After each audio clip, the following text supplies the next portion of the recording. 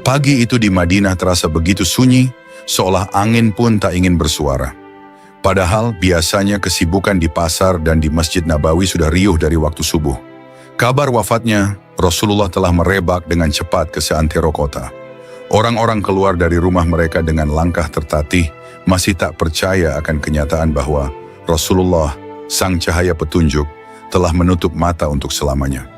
Diriwayatkan oleh Anas bin Malik bahwa hari kedatangan Rasulullah ke Madinah adalah hari paling bersinar. Waktu itu kaum Ansyar bergemuruh menyambut, perempuan dan anak-anak melantunkan syair gembira, sementara cahaya cinta terpancar di mata setiap orang. Kini ketika Rasulullah berpulang, Anas mengatakan, "Aku tak pernah melihat hari yang lebih kelam dan gelap dibanding hari wafatnya Rasulullah." Anas bin Malik dengan mata basah berbicara kepada beberapa sahabat, "Setiap kali aku ingat betapa cerahnya hari saat beliau datang, terasa mustahil hari ini terjadi, begitu gelap, menyesakkan dada. Madinah pun seakan kehilangan cahaya. Di setiap sudut jalan, para sahabat saling bertatap muka dengan wajah kaku, masing-masing menahan tangis. Tak terdengar lagi senyum canda yang biasa mengiringi aktivitas. Di masjid, banyak orang berkumpul, menanti kepastian. Benarkah Nabi meninggal? Bagaimana bisa seseorang yang begitu dicintai Allah dan dicintai oleh seluruh manusia di kota itu pergi meninggalkan mereka?" Kabar wafatnya Rasulullah segera menyusup ke telinga Fatimah, putri beliau. Sudah sejak masa sakit, Fatimah nyaris tak pernah berpisah dari sisi sang ayah. Namun beberapa jam terakhir sebelum wafat, beliau sempat pingsan dan dibaringkan di pangkuan Aisyah, sehingga Fatimah tak melihat secara langsung detik-detik ruh terlepas. Begitu dia dipanggil dan diberitahu, Fatimah masuk ke kamar sang ayah, menemukan sosok mulia itu sudah ditutup kain. Tidak lagi bernapas, tidak lagi merintih, segalanya hening. Pecahlah tangis putri yang paling dekat dengan Rasulullah, mengalirkan air mata tak tertahan. Fatimah meratap, tangannya menyentuh kain penutup jenazah. "Wahai Bapakku, engkau telah memenuhi panggilan Rabb-Mu. Wahai Bapakku, surga Firdaus tempatmu kini. Wahai Bapakku, kepada Jibril kami kabarkan kepergianmu." Suaranya menggema di dalam kamar, mengiris hati orang-orang yang mendengarnya. Tak sedikit yang meneteskan air mata. Sejak lama, Fatimah tahu betapa Nabi mencintainya, memanggilnya Ummu Abiha, ibu dari ayahnya, tanda kasih yang mendalam. Kini, kasih itu harus terputus dari dunia, menandakan sang ayah tercinta dipanggil ke hadirat Allah. Beberapa sahabat wanita berusaha menenangkan Fatimah, memeluknya penuh iba. Namun tangis Fatimah terus membuncah, mengekspresikan nestapa umat Islam. Ia memanggil-manggil sang ayah, seolah mengharapkan satu keajaiban agar beliau bangkit kembali. Pada saat yang sama, di luar rumah Aisyah, Umar bin Khattab dilanda kepanikan. Ia dikenal sebagai lelaki tangguh, keras dalam hal kebenaran. Namun kabar wafatnya Rasulullah menggoncang jiwanya. Sulit baginya menerima realita bahwa Rasulullah benar-benar pergi. Baginya ini terdengar seperti rumor jahat dari kaum munafik. Umar bin Khattab dengan suara menggelegar di hadapan kerumunan orang. Orang-orang munafik menyebarkan isu bahwa Rasulullah wafat. Demi Allah, beliau tidak wafat. Beliau hanya pergi menemui Tuhannya. Sebagaimana Musa bin Imran pergi meninggalkan kaumnya 40 hari. Lalu kembali lagi, barang siapa berani mengatakan Rasulullah telah mati, akan kupotong tangan dan kakinya. Kata-kata Umar menggambarkan rasa syok mendalam. Mata sahabat-sahabat lain melebar. Mereka melihat Umar hampir di ujung kendali, menggenggam pedangnya, siap menindak siapa saja yang menyebut Nabi sudah wafat. Beberapa sahabat seperti Ali bin Abi Thalib menahan Umar agar tidak berbuat di luar batas. Ali bin Abi Thalib menahan lengan Umar. "Tenanglah wahai Umar, mari kita cek kebenarannya di dalam." Namun Umar bersikeras, "Tidak, Rasulullah pasti kembali." Orang-orang jadi bimbang. Apakah benar sang Nabi wafat atau ini kabar salah? Suasana pun makin kacau. Sementara itu, Abu Bakar As-Siddiq, sahabat terdekat Rasulullah, berada di tempat lain. Begitu mendengar kabar kematian, beliau segera menuju masjid, lalu melangkah ke rumah Aisyah, di mana jenazah Nabi ditutup kain. Tanpa berkata banyak, Abu Bakar masuk, membuka kain penutup wajah Rasulullah. Abu Bakar memandang wajah Nabi yang terdiam, air matanya jatuh. Wahai Nabi, betapa indahnya hidupmu, betapa damainya matimu. Semoga Allah merahmatimu. Engkau mulia di hidup dan matimu. Beliau menunduk mencium kening Rasulullah lalu keluar. Di pelataran, Abu Bakar mendapati Umar masih berorasi, menentang orang-orang yang mengatakan Rasulullah wafat. Abu Bakar pun memanggil Umar. Abu Bakar menatap Umar dengan tenang, tapi tegas. Duduklah, wahai Umar. Namun Umar tidak mematuhi. Hatinya masih bergolak. Maka Abu Bakar maju ke tengah orang banyak, meninggalkan Umar yang tetap berdiri dengan pedang. Di hadapan jamaah, Abu Bakar menyampaikan kalimat yang kelak abadi. Abu Bakar dengan suara tegar, namun diiringi isak tangis tertahan. Barang siapa menyembah Muhammad, maka sesungguhnya Muhammad telah wafat. Dan barang siapa menyembah Allah, sesungguhnya Allah maha hidup dan tidak mati. Lalu beliau membaca ayat Al-Quran surah Ali Imran, ayat 144. Muhammad itu tidak lain hanyalah seorang Rasul.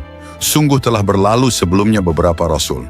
Apakah jika dia wafat atau dibunuh, kamu berbalik ke belakang murtad?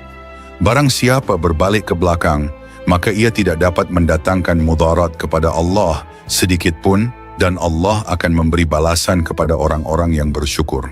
Suasana sunyi mendadak. Seakan ayat ini menyadarkan semua bahwa memang Rasulullah hanyalah manusia biasa, walau paling mulia. Ibnu Abbas menuturkan, seakan-akan orang-orang belum pernah tahu ayat itu sebelum dibacakan Abu Bakar. Setelah itu mereka semua mengulang-ulangnya. Seorang sahabat laki-laki menitikkan air mata, berbisik pada rekannya. Demi Allah, ketika Abu Bakar membacakan ayat itu, jantungku seolah ditampar kebenaran. Barulah kuakui Nabi betul wafat. Umar yang keras pun luluh, pedangnya jatuh, kakinya limbung. Beliau berkata, aku tak menyadari ayat itu hingga Abu Bakar membacakannya. Lalu ku tahu, Rasulullah benar-benar telah meninggal. Umar pun terduduk, menangis. Keangkuhan menolak kenyataan sirna seketika. Sementara situasi di masjid dan di luar rumah Aisyah mulai terkendali, kesedihan dahsyat masih menyelubungi keluarga Nabi. Fatimah menjerit menyebut nama ayahnya, mengulang-ulang, Ya Abata, surga Firdaus tempatmu. Ya Abata, telah kukabarkan ke Jibril kematianmu. Tangisnya menyayat hati, diikuti istri-istri Nabi yang lain. Ali bin Abi Thalib pun ikut menitikkan air mata, menatap jenazah yang terbujur.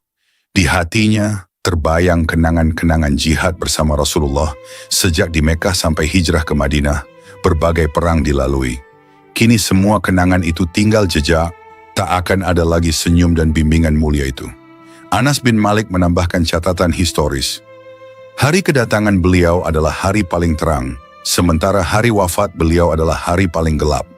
Semua mengerti maksudnya, kegembiraan sempurna telah berganti duka yang tak terucapkan. Sebelum jenazah Rasulullah sempat diurus, berita kematian beliau memicu sebuah urgensi lain. Siapa yang akan memimpin umat? Golongan Ansyar dan Muhajirin sempat berdebat di Tsaqifah Bani Sa'idah. Ada yang mengusulkan pemimpin dari Ansyar, ada pula yang berpendapat sebaliknya. Adapun jenazah Rasulullah masih terbujur ditutup kain, menanti waktu dimandikan dan dikafankan. Seorang Ansyar di Tsaqifah mengusulkan, hendaknya pemimpin dari kaum kami pendukung dakwah sejak awal di Madinah. Seorang Muhajir membalas, tidak, kaum Muhajirin yang pertama hijrah bersama Nabi, kami juga punya hak memimpin. Debat memanas, namun tak berujung perpecahan serius. Abu Bakar As-Siddiq, sahabat yang paling disegani, turun tangan menengahi. Meminta mereka mengingat kedekatan Abu Bakar dengan Nabi, menegaskan ia adalah orang yang paling pantas. Akhirnya, dalam musyawarah itu, Abu Bakar disepakati sebagai khalifah pertama. Kesepakatan ini tercapai hingga larut malam menjelang subuh.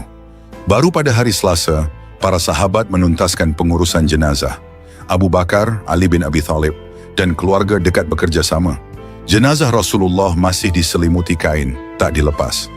Mereka memandikan beliau dengan kain yang tetap menutupi tubuhnya. Abbas, paman Nabi, dan putra-putranya, Fadl dan Qatsam, ikut membantu. Demikian juga Usamah bin Zaid dan Syakran. Ada pula Aus bin Khawli dari Ansyar yang berpartisipasi. Cara memandikan ini menekankan kehormatan. Tubuh Nabi tidak disentuh langsung ke kulit, tetapi air dituangkan di atas kain. Melihat itu, hati sahabat bergetar. Inikah tubuh manusia paling mulia? Kini terbujur kaku, kita mandikan sebagai jenazah. Ali bin Abi Thalib menangis di sela, memandikan, berkata lirih, "Wahai Rasulullah, betapa cepat perpisahan ini. Tak pernah kupikirkan akan memandikanmu dengan tanganku sendiri." Setelah dimandikan, mereka mengkafaninya. Menurut beberapa riwayat, kain kafannya sederhana, sesuai kesederhanaan beliau semasa hidup. Namun sempat muncul perbedaan pendapat di mana hendak memakamkan jenazah.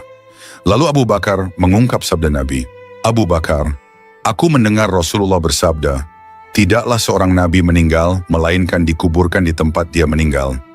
Maka diputuskan memakamkan beliau di kamar Aisyah, tempat beliau wafat. Abu Talhah mengangkat tempat tidur Rasulullah, menggali lahat di situ.